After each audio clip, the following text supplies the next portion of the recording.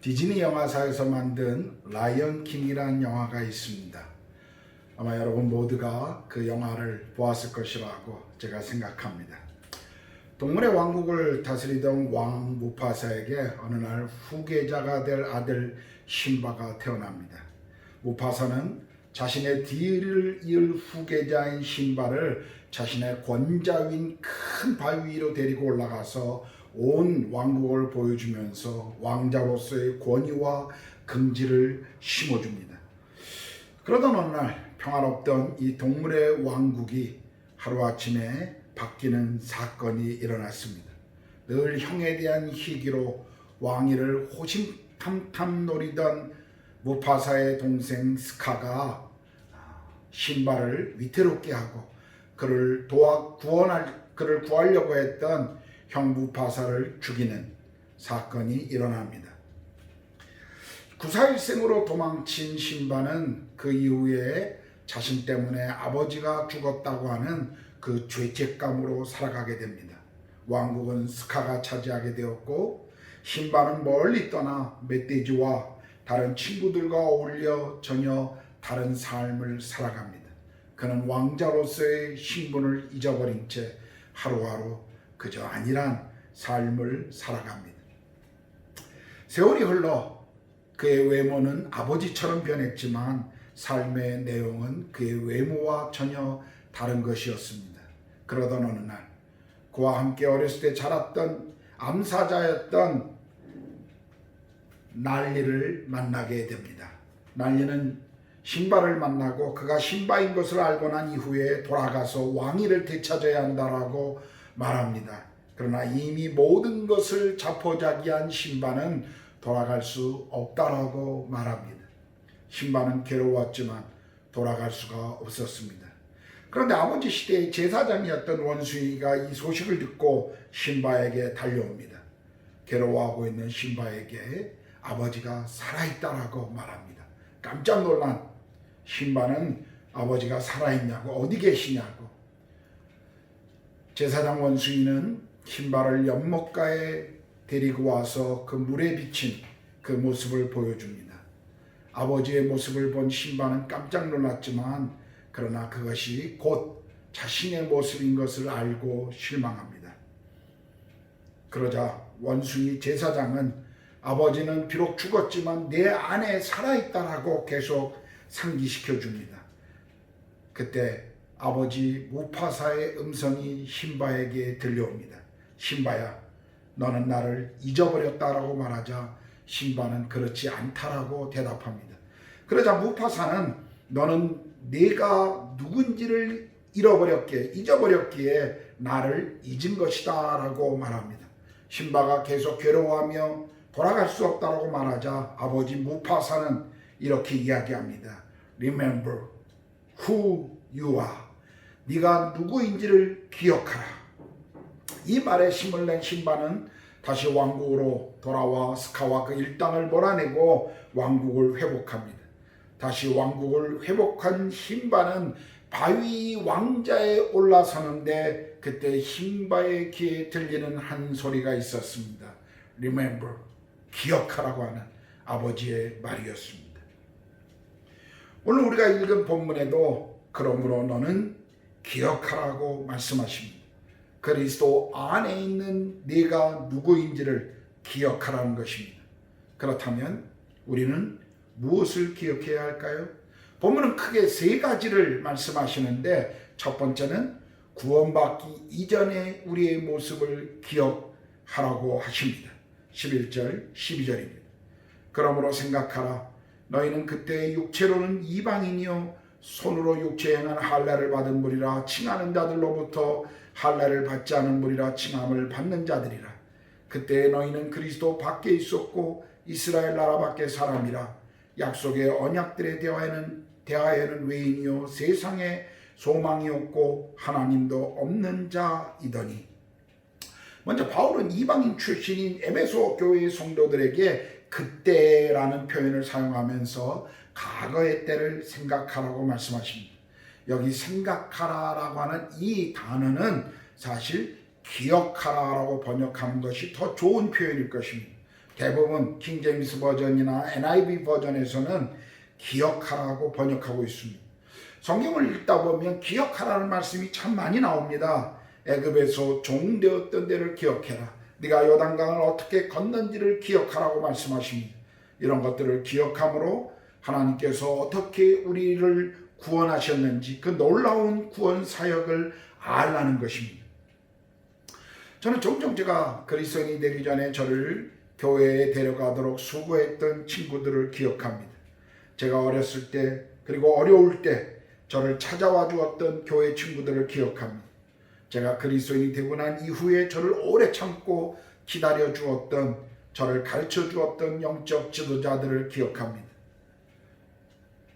저를 단순히 조력자가 아닌 현지인 사역자가 아니라 진정으로 동역자로 인정해 주고 섬겨 주었던 제 친한 미국 선교사를 기억합니다. 힘든 대학생 사역 시절에 저를 믿고 신뢰하고 따라와 함께 고생하며 섬겨 주었던 우리 동역자들을 기억합니다. 인도에서 만났던 많은 성도들을 기억합니다. 이런 기억들은 저의 마음에 늘 깊은 감사를 갖게 합니다. 지금 바울이 에베소 교회 안에 있는 이방인 성도들에게 생각하라라고 말한 것은 자신의 비참하고 초라했던 과거의 삶에서 하나님이 구원해 주신 것이 얼마나 놀라운 은혜인지를 기억함으로 하나님께 감사하도록 하기 위함이었습니다. 그렇다면 어떤 과거였을까요? 여기 보면 할례를 받지 않은 무리라 칭함을 받았던 사람들이었습니다 라고 말합니다. 할례 받지 않은 사람들, 이것은 유대인들이 이방인들을 경멸할 때 사용했던 표현이었습니다. 유대인들의 입장에서 할례를 받지 않았다는 것은 하나님의 선택과 축복에서 벗어나 있던 사람들이라는 의미입니다. 그리고 그때에는 그리스도 밖에 있었고 이스라엘 나라 밖의 사람들이요 약속의 언약에 대해서도 외인이요 세상에서 소망이 없고 하나님도 없는 자들이라고 그것을 기억하라고 말씀하십니다. 한마디로 말하면 하나님과 관계가 없었으며 그분의 축복으로부터 멀어 있었고 영적으로는 죽어 있었으며 구원과는 상관없었던 저주의 자식들이라는 것입니다. 그래서 그들은 그리스도를 만나기 전에 삶의 의미나 목적이나 참 소망이 없던 존재들이었습니다. 바울은 그것을 기억하라고 말씀하십니다. 그런데 이제 바울은 두 번째로 절망적인 그들의 상황에서 전적으로 달라진 현재의 모습을 기억하라고 말합니다. 13절입니다. 이제는 전에 멀리 있던 너희가 그리스도 예수 안에서 그리스도의 피로 가까워졌느니라. 바울은 전에는 그때라고 말하는데 지금은 이제라고 표현하고 있습니다. 그때는 비참했는데 이제는 달라졌다는 것입니다. 그렇다면 어떻게 달라졌나요? 전에 멀리 있던 너희가 가까워졌는데 예수 그리스도의 피 때문이라고 말씀하십니다. 이방인들이 유대교로 개종할 때 할례를 향함으로 포피를 잘라내는 피를 흘려야 유대인의 일원이 될 수가 있었습니다.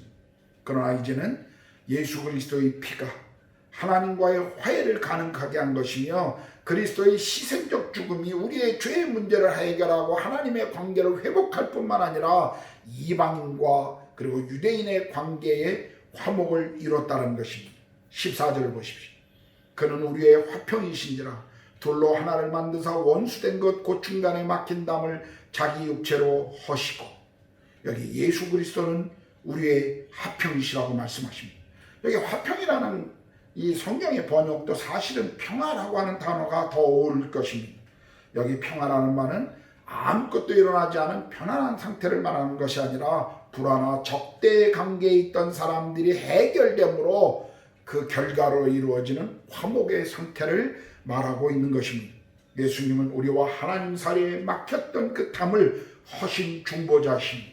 그분은 죄의 담을 십자가로 허물으셨기 때문에 우리는 하나님께 나아갈 수 있었던 것입니다. 오늘 본문에서는 이방인과 유대인 사이에 막힌 담을 허물었다라고 말씀하고 있습니다. 여러분, 당시에 예루살렘 성전에 가보면 예루살렘 성전은 이방인의 뜻, 그리고 그 뜰을 지나면 유대인 여인들만 들어갈 수 있는 여인들의 뜰과 그리고 이스라엘 남자들이 들어가는 이스라엘 뜰, 제사장의 뜰로 이렇게 나누어져 있었습니다. 유대인이 아닌 할례 받지 않은 이방인들이 만약 그 이방인의 뜰을 지나서 유대인만이 들어갈 수 있는 그 터를 넘어가면 그는 죽임을 당해야 했었습니다. 그래서 이방인들은 더 이상 그 뜰에 그 터를 넘어가지 말라라고 경고문을 거기 세워놓았습니다. 이것은 철저하게 유대인과 이방인들을 구별하는 담이었습니다. 그런데 이제 예수님께서 십자가의 피로 이방인과 유대인을 가로막고 있었던 이 장벽이 무너져 버린 것입니다. 그리고 유대인과 이방인을 분리하고 두 집단 사이에 적대감을 주었던 이 법조문으로 된 계명의 율법을 폐하심으로 자기 안에서 한 새 사람을 지어 화평하게 하셨습니다. 그래서 이제는 유대인이든 이방인이든 십자가로 한 몸이 되게 하셨으므로 한 성년 안에서 한 아버지인 그분께 우리가 나아갈 수 있는 것입니다. 하나님께서는 서로 반목하던 이 두 그룹을 그리스도의 피로 한 새 사람, 한 몸이 된 새 인류를 만든 것입니다. 우리가 이미 에베소 1장 23절에서 본 것처럼 새 사람 한 몸은 교회를 말하는 것입니다. 교회는 하나님께서 유대인과 이방인의 담을 허물어버린 완전한 새로운 공동체였습니다. 교회는 인종과 문화와 배경과 모든 우리를 가둬놓고 있는 그 벽들을 허물면서 완전히 새로운 존재로 태어난 하나님의 새로운 공동체라는 것입니다. 교회는 가히 혁명적인 공동체입니다. 그냥 우연히 생긴 공동체도 아니고 하다 보니 그냥 만들어진 조직도 아닙니다. 하나님께서 창세전에 우리를 구원하시기 위해서 계획하시고 그의 아들 예수 그리스도의 십자가의 피로 부르셔서 그 부른 공동체, 그 공동체가 바로 교회인 것입니다. 이 공동체 안에 들어온 자들은 이제 한 성령 안에서 한 아버지인 하나님께 나아가는 것입니다. 과거에는 원수였던 사람들조차도 예수의 피로 화해하고 한 성령 안에서 하나가 되어 한 아버지께 나아가는 연합과 평화의 공동체, 이것이 바로 교회입니다.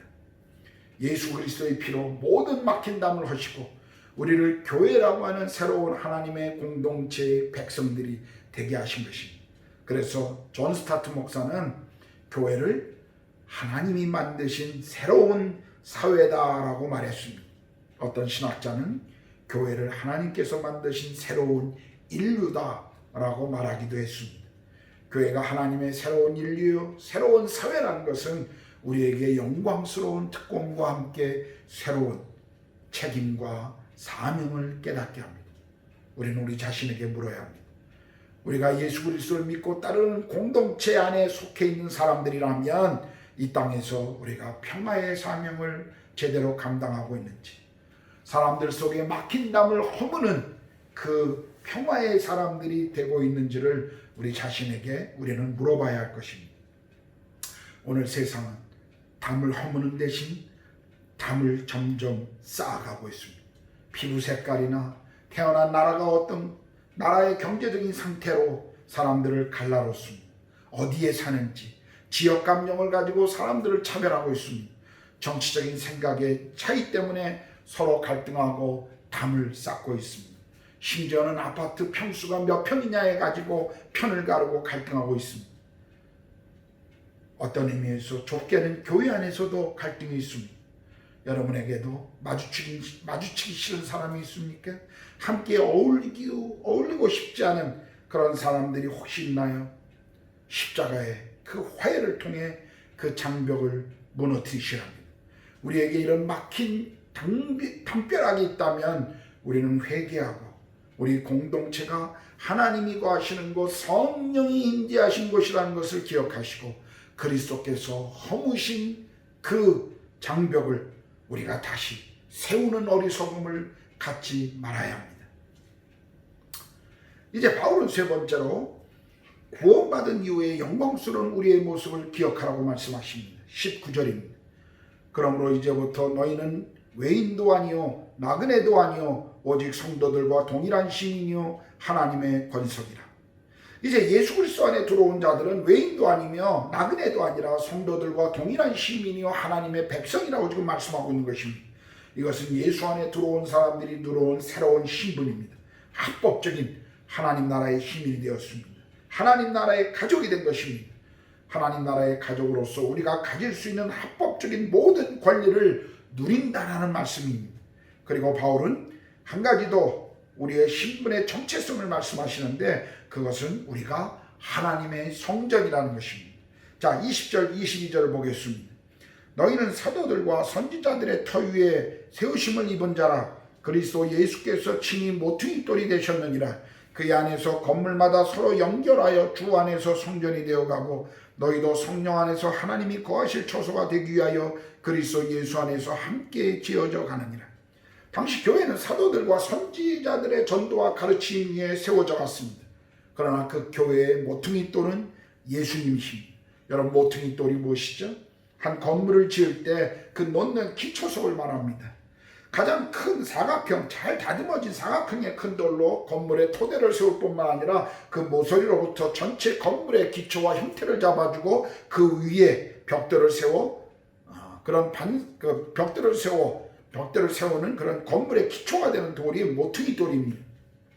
오늘 성경은 우리가 그 모퉁이 돌이신 그분 안에서 서로 연결하여 성전이 되어가는 것이다 라고 말씀합니다.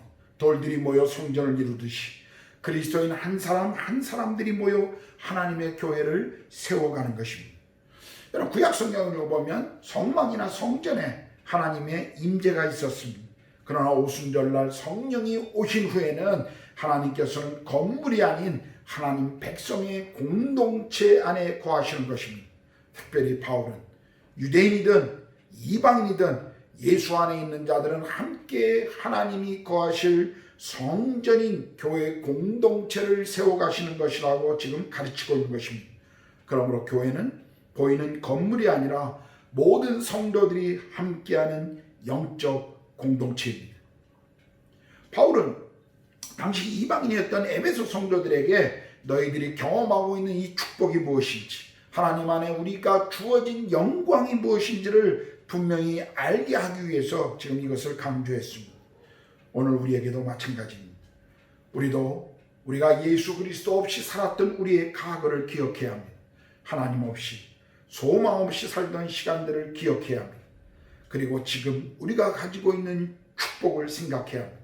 여러분, 기억하는 자만이 하나님의 은혜를 감사할 수 있습니다. 자, 이제 설교를 마무리하겠습니다. 오늘 본문은 교회가 하나님의 새로운 성전이며 공동체라는 것을 가르쳐 주십니다. 서로 연결되어 함께 지어져가는 존재라고 말씀하십니다. 서로 연결된다는 것이 의미가 무엇일까요? 여러분, 미국 캘리포니아에 가면 레드우드 국립공원이 있습니다.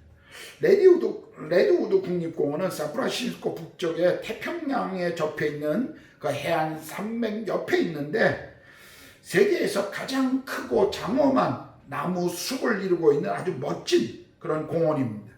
이 공원에 미국 삼나무라고 불리고 있는 이 레드우드 나무는 세계에서 가장 큰 나무 중에 하나입니다. 크기가 100m가 넘고 10사람이 손을 뻗어도 나무를 둘러싸지 못하는 그런 커다란 나무들의 숲을 이루고 있습니다.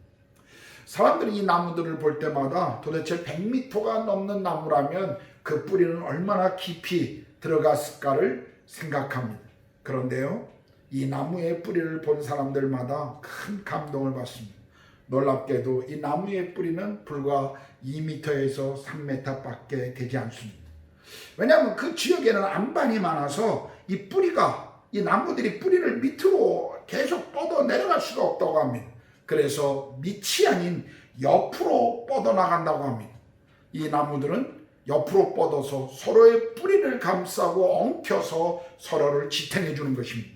그래서 바다에서 불어오는 강풍에도 불구하고 이 나무들이 쓰러지지 않는 비결은 바로 여기에 있었습니다. 이것이 서로 연결된다라고 하는 의미입니다.